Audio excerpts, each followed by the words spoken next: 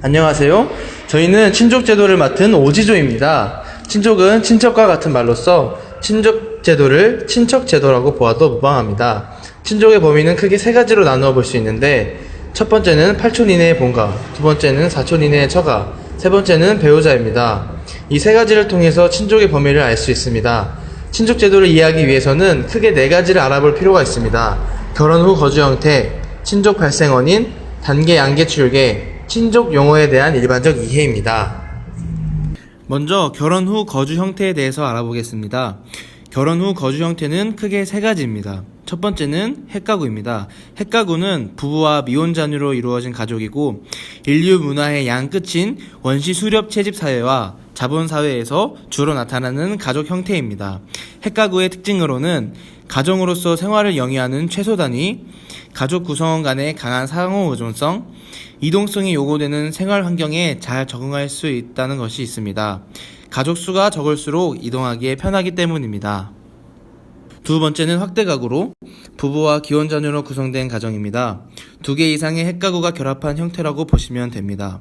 세계의 대다수에서 나타나는 현상으로서 확대가구가 경제적으로 정착 농경 사회에서 유리합니다. 가족 수가 많아질수록 노동력이 증가하기 때문입니다. 세 번째는 복합가구로 일부 다처제, 일처다부제 가정을 말합니다. 친족 제도의 큰 주제인 결혼 후 거주 형태 다음으로 친족 발생 원인을 알아보겠습니다. 친족 발생 원인은 쉽게 말해서 친척을 증가시키는 요인입니다. 크게 네 가지가 있는데, 혼인을 통해 배우자의 가족이 나의 친척이 됩니다. 친척이 아이를 출생하면 자연스럽게 그 아이가 나의 친척이 됩니다. 인지는 혼인관계를 맺지 않은 사람이 출생신고를 통해 아이를 가족으로 받아들이는 것입니다. 예를 들어 미혼모가 있습니다. 그 다음은 입양입니다.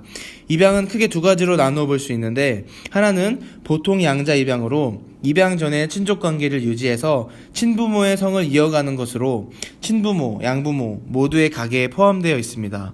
다른 하나는 친양자 입양으로 입양 전에 친족관계를 지우고 양부모의 성을 따르는 것으로 양부모의 가계에만 포함되어 있습니다.